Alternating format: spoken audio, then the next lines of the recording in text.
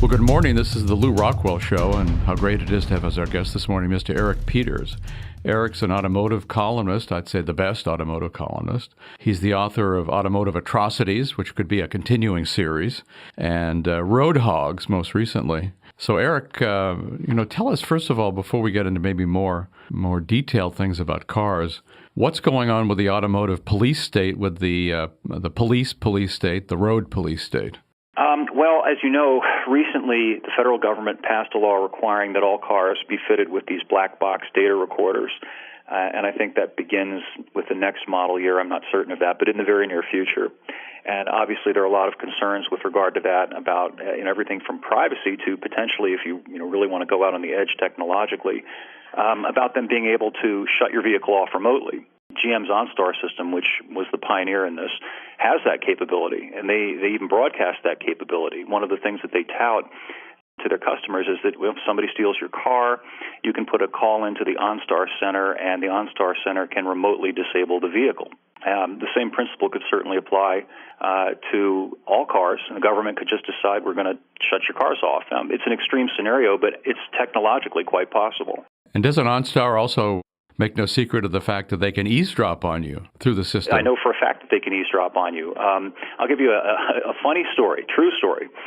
About 2 years ago, I had a Cadillac CTS-V that I was testing, and there's a great road near me called Bent Mountain, which is about 3.5 or 4 miles of great S-curves, and you go from roughly about 800 feet at sea level to 3,200 feet in the space of that 4 miles, so it's a very fun road. And my wife and I were driving along, and I'm whipping up the mountain, and just as we get near the top of the mountain, all of a sudden, out of the blue, the OnStar operator comes on asking me if I require EMS services, because apparently I've been driving sufficiently fast enough that they thought that I had run the car off the road. And I said, no, I'm fine, everything's okay, but the system was apparently set up so that if it records sufficiently aggressive G-force maneuvers, it will assume that you've lost control of the vehicle, wrecked, and summon the EMS. By the way, if they decide to shut your car down while you're driving it, does this mean, you might be on that road and they would shut the car down? Conceivably. Which could have unfortunate effects. The intrusiveness of it just shocked me completely. I did not request the service. I did not push the button. It simply was triggered by my driving. Eric, I was just thinking this morning, is every dystopian novel coming true? It is. It is. And, I was talking with a friend of mine about this the other day, and I graduated from high school in 1984. And if you had told me in 1984 that we would be where we are now, it would literally have not been believable to me at that time. Well, it might have been believable to me when I was in high school, but I must say I thought it was going to take a lot longer than this. It's happened pretty quickly, and you wrote a wonderful column recently about what I would refer to as the non-crime of drunk driving. Yep. Let's say when I was a kid, especially in a smaller town, the cops might actually take you home if they saw that you were really incapable of driving the car. Oh, that was my experience too. In fact, that happened to a friend of mine in high school, and the cop literally helped him get the extra mile or two down the road and then wished him well, and that was the end of it. Not so today. No, and even more so, it's one thing to say that, well, a person who's quote unquote drunk and has an accident ought to be punished. That's well and good, but we're now punishing people for not having done anything. It's merely sufficient to have an arbitrary percentage of alcohol in your system to be adjudicated quote unquote drunk. Even if your driving was faultless, I think I wrote in the article, even if you got the cop to testify in court that your driving was absolutely flawless, nonetheless, you are a quote-unquote drunk driver. Oh, and meanwhile, if a person who is completely sober blows through a red light and T-bones you and kills you, or kills your wife, or kills your child, then it's merely an accident, or it's reckless driving, and the consequences are far less severe.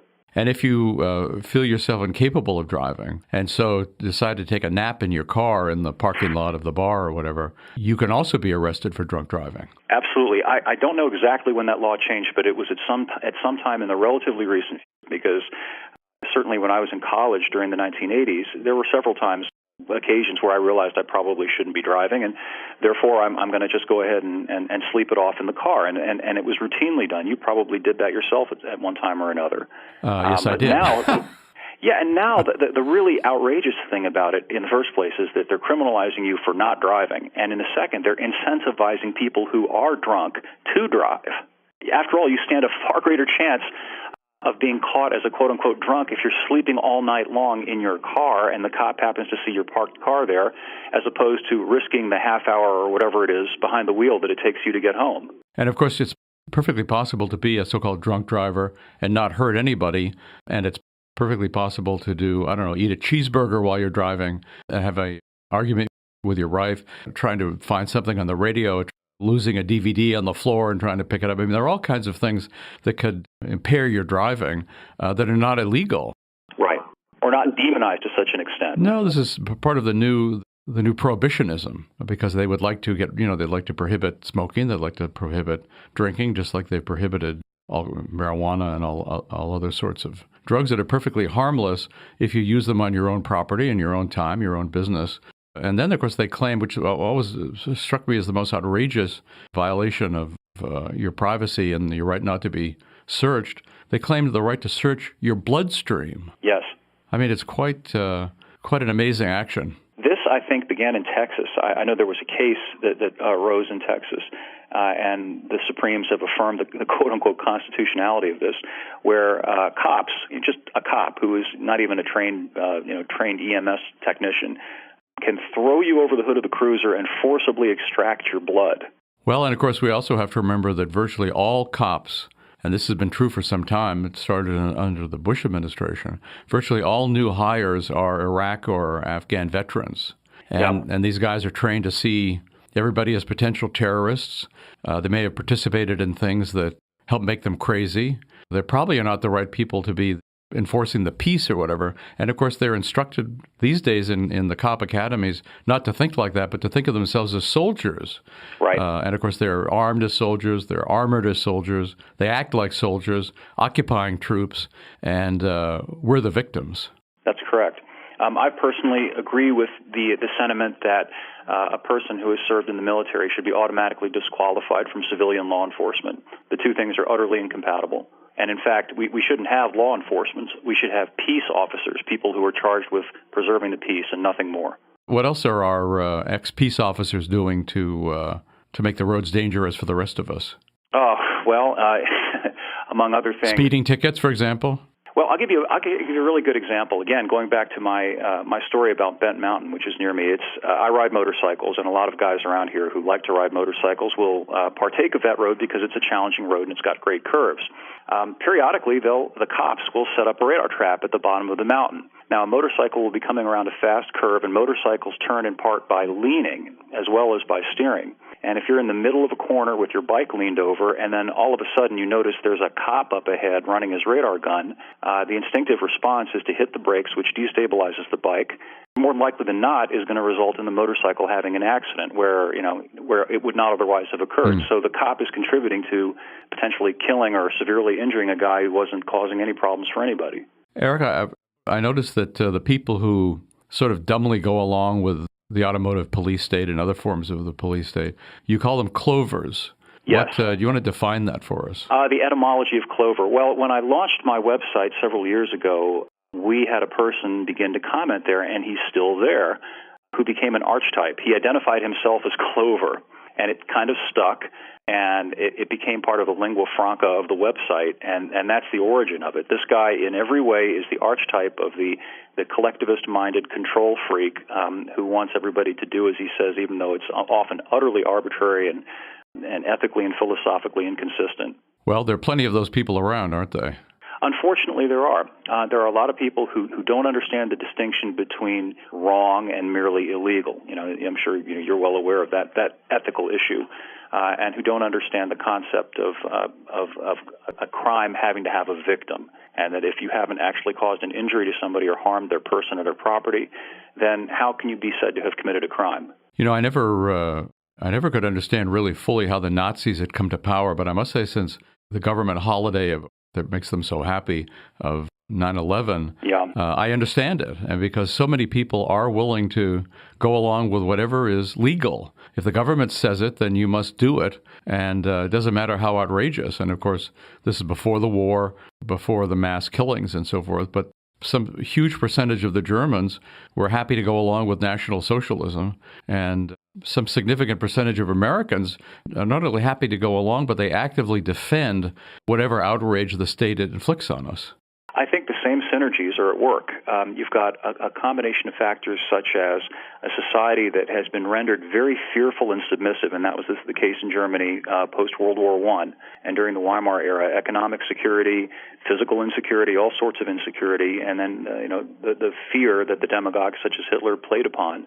And then, of course, you have the Prussian government school model, which did everything conceivable to prevent the average person from developing a critical faculty, from being able to think, and instead taught them rote values, which chiefly boiled down to submission to authority. And of course, the U.S. public school model, the government school model, was taken from the Prussian model, and it's not particularly incomprehensible that we're having the same result here. Americans are no different than Germans. We're all fundamentally the same kinds of people.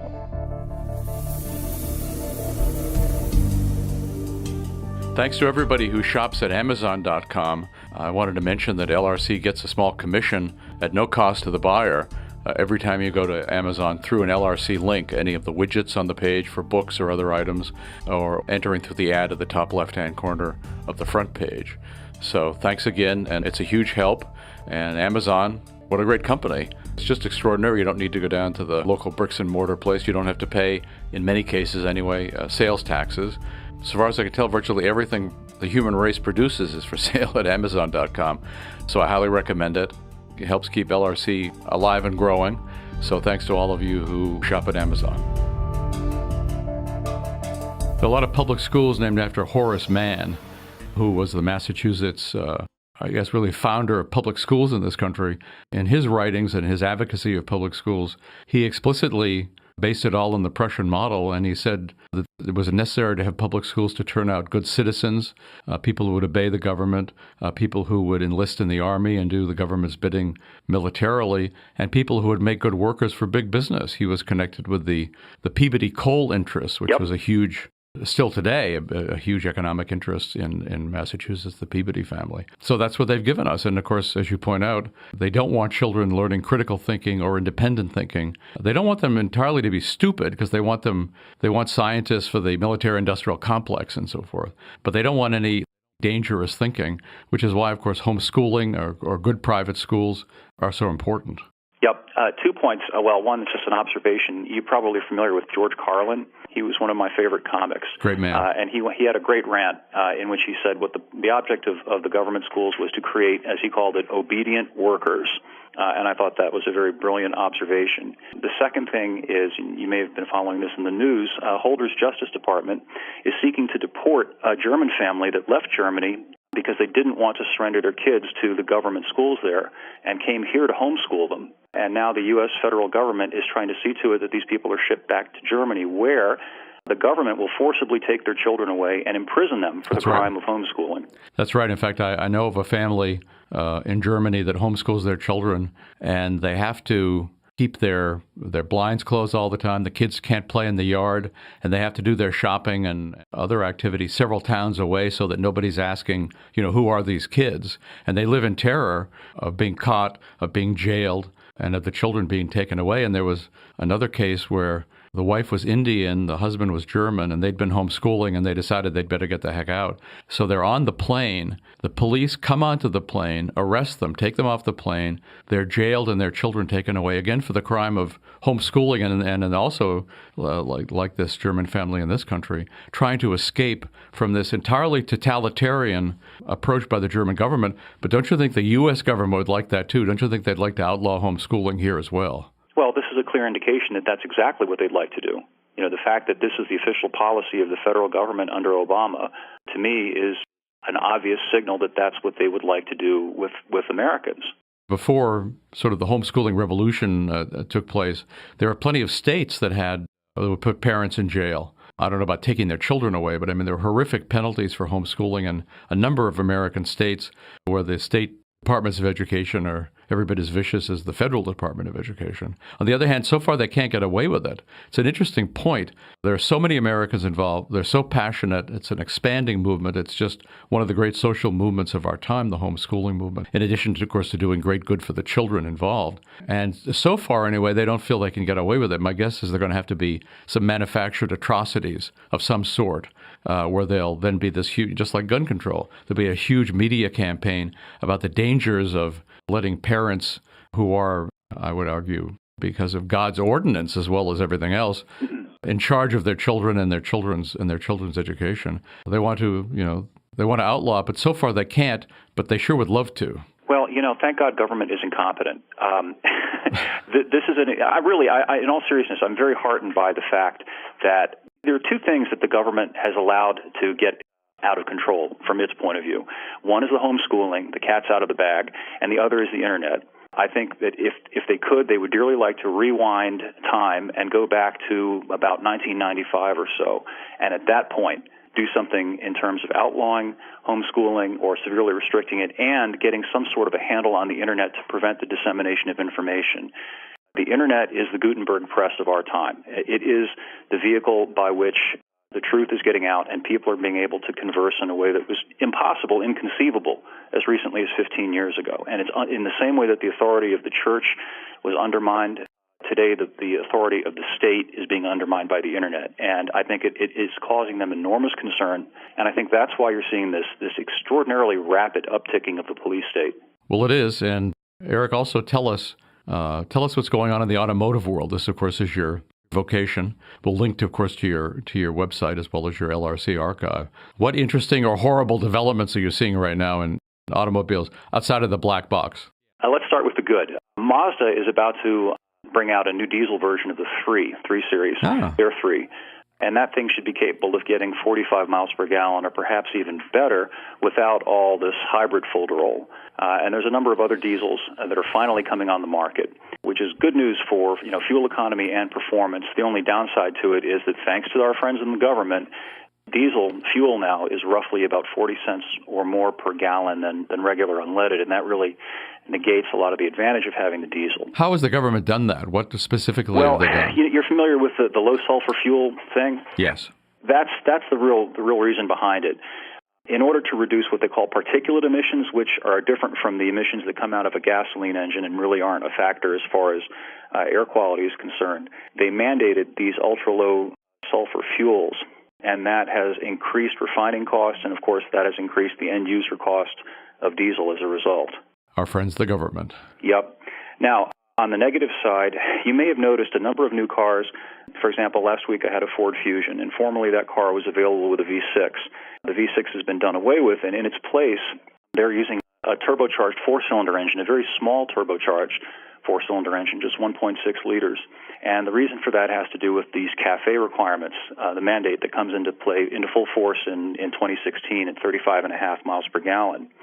And what they're trying to accomplish with these little turbocharged engines is to maintain the power on demand of the larger engine while achieving an incrementally improved fuel economy for the purposes of CAFE. The big downside here is that, of course, a turbocharger is expensive.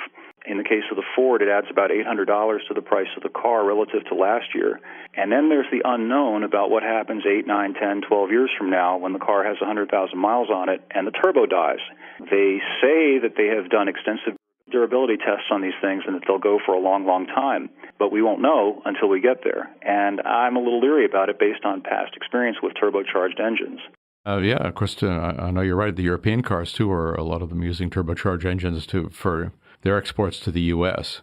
Yep, BMW in the 3 Series, it's the same thing. The BMW 3 used to come standard with an inline 6. And now it comes standard with a turbocharged 4 for the same reason. On both the BMW and the Ford and a number of other cars also have something called auto start-stop. Are you familiar with that? Yes, but explain it to us. Well, basically, when the car comes to a stop, as at a red light, the car's computer automatically turns off the engine in order to save a little bit of gas.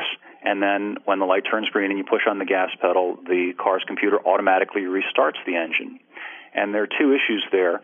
One small, one, in my opinion, potentially big. The small one is that, you've got multiple start-stop cycles. So you have to figure that the wear and tear on the starter and various other components is going to be significantly more than it would be when you just get in the car in the morning, you turn it on, and then you shut it off when you get to work, so that's twice, and then on the way home twice again.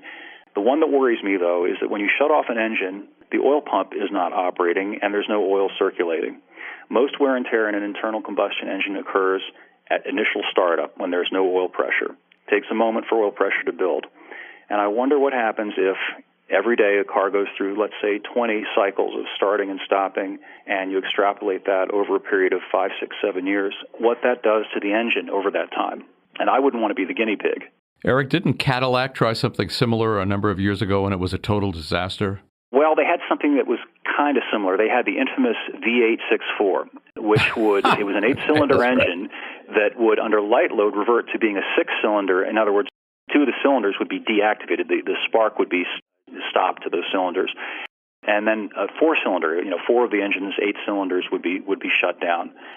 And it was clunky and clumsy, and it didn't work. But chiefly it didn't work because at that time, this was the late 70s, the early 80s, the computing power just wasn't there, and they couldn't achieve the drivability that they wanted. But the engine itself didn't actually turn off, so you at least did have oil pressure. In this case, you don't have oil pressure. Wow.